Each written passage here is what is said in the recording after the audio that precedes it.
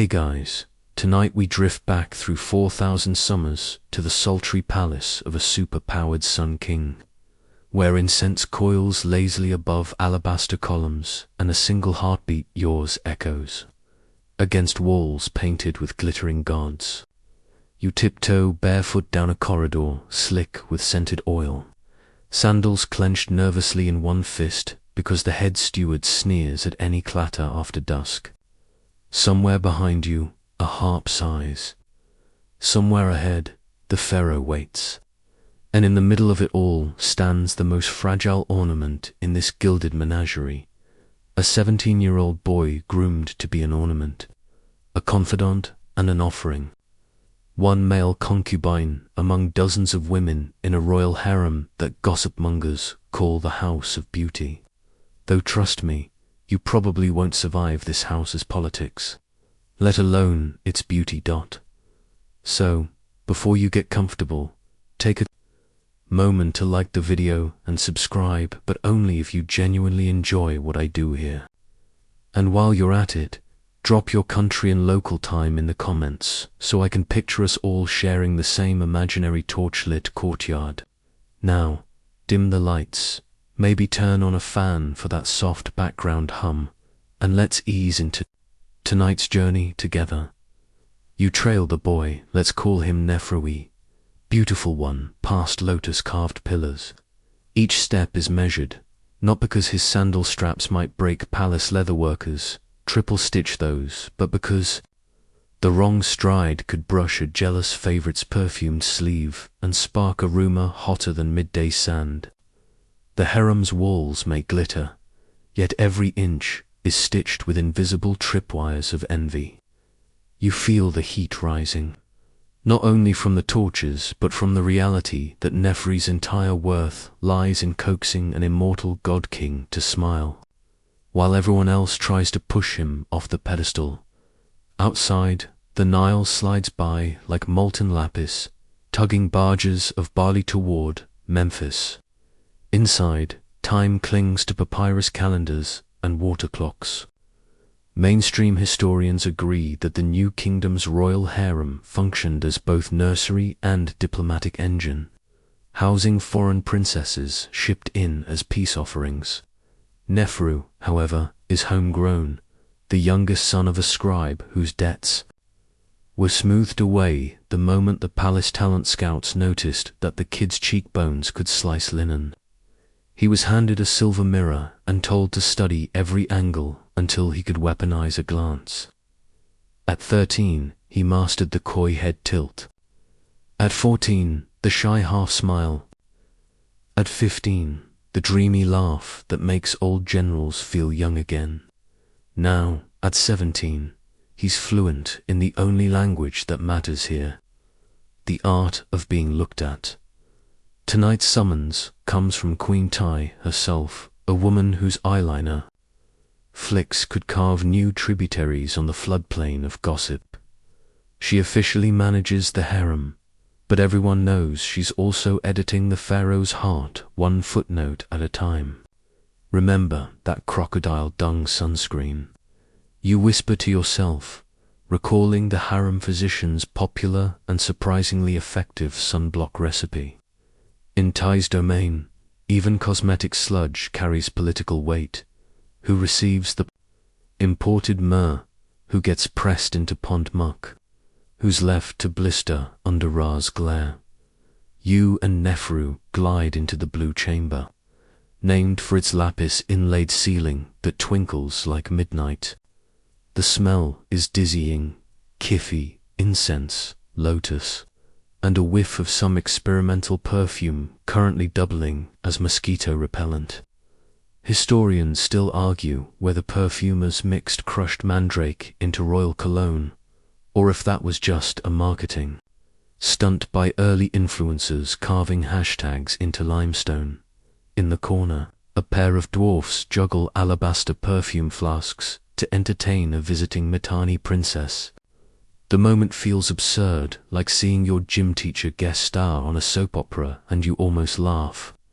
But remember the rule. Humor here is a controlled substance. Still, You can't help one tiny joke. If juggling perfume becomes an Olympic sport, we'll need a bigger trophy cabinet. Nefri's eyes flicker amusement, but he schools his face before Queen Tai turns. Her gaze sweeps the room, iron under coal. She gestures, and Nefri kneels on a cushion stitched with golden geese. You hover behind, essentially an invisible. Chaperone Tai studies him like a pharaoh appraising quarry. In a low voice, she outlines tonight's script. Linger 2 steps behind the pharaoh as he inspects a new batch of lotus wine. Laugh at his jokes, and do not, under any circumstance, mention the military budget. An easy gig, except that the pharaoh's jokes rarely land, and last week he laughed so hard at his own pun about hippopotamus tax that he spilled red ochre all over.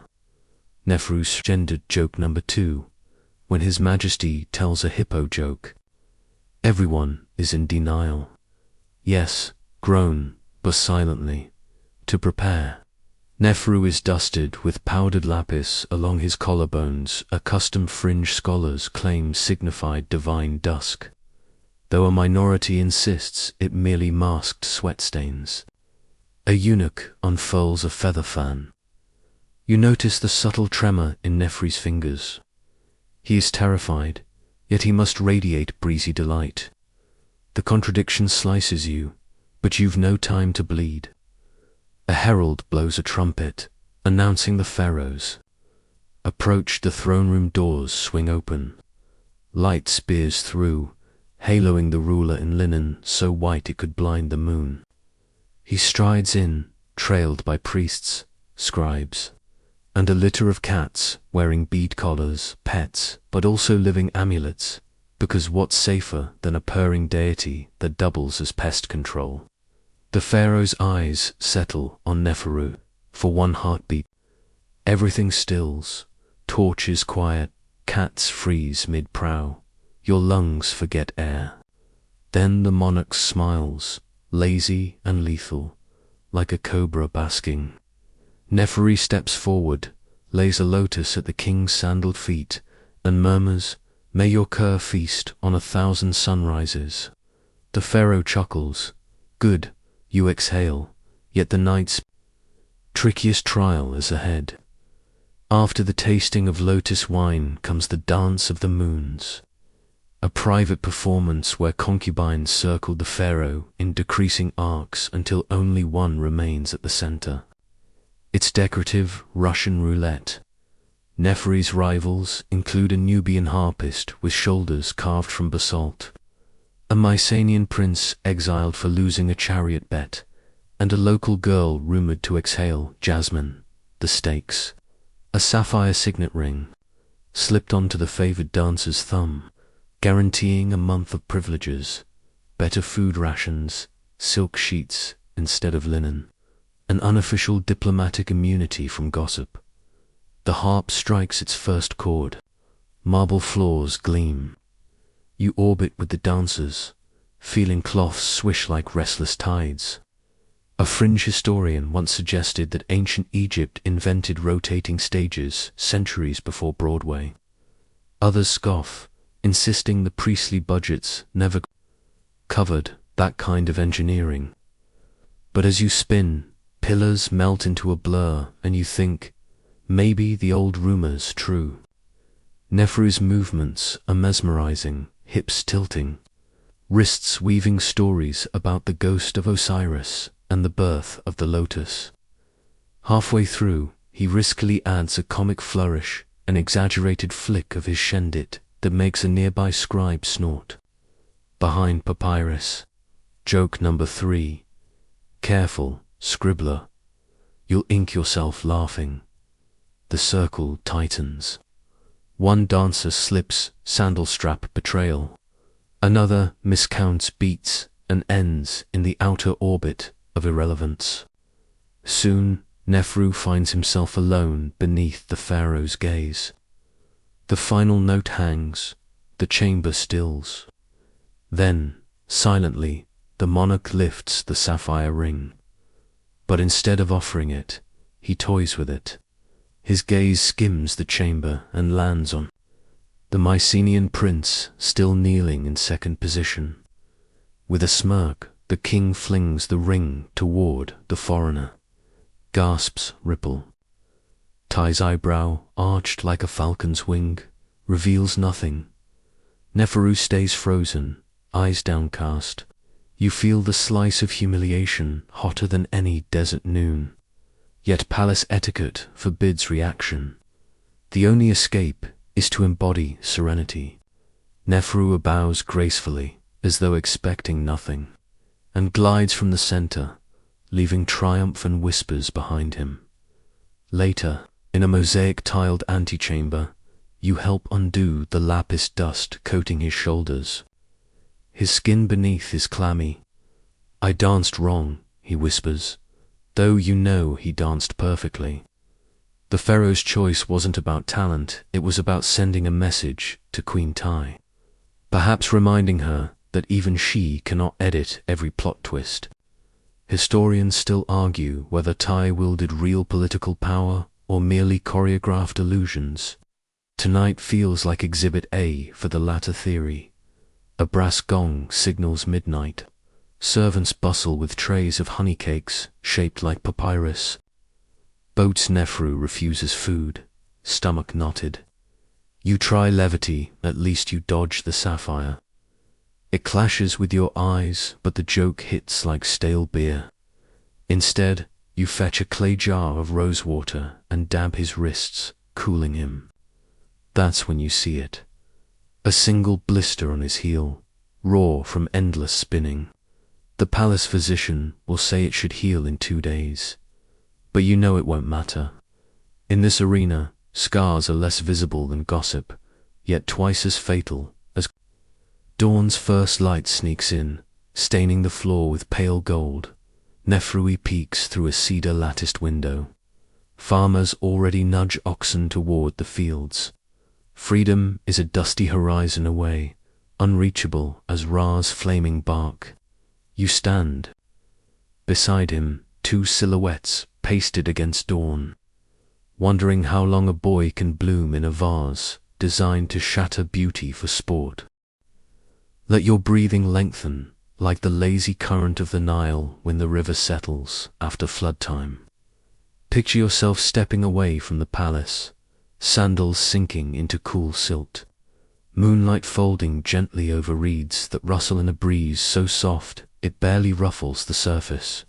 The torchlit corridors and jealous whispers drift into the distance until they are nothing more than faint echoes, dissolving in the hush of pre-dawn. You carry no burdens from the night, only the faint fragrance of lotus lingering in the air. A reminder that even in courts of gold and sorrow, something delicate still grows. Now feel the warm sand give way too smooth. Polished stone as you climb a quiet river dock. A single oil lamp flickers, its glow mirrored in the water, and each breath you draw seems to stretch the stars across the sky, widening the velvet canopy overhead.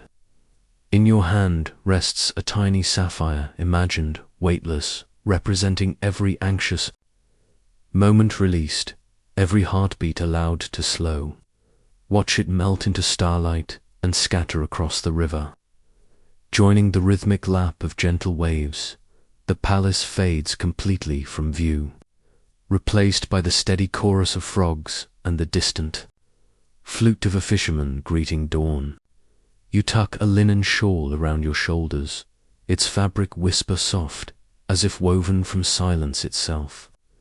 In this stillness, time ripples out, longer and lazier, until each second feels like a feather drifting downward. Take one final breath, deep and unhurried, letting it settle somewhere calm within your chest. Hear the hush of the Nile lulled to sleep by its own endless journey, and know that you, too, can close your eyes, safe from courtly intrigues, cradled by the same night. Sky that watched over ancient dreamers, rest easy now.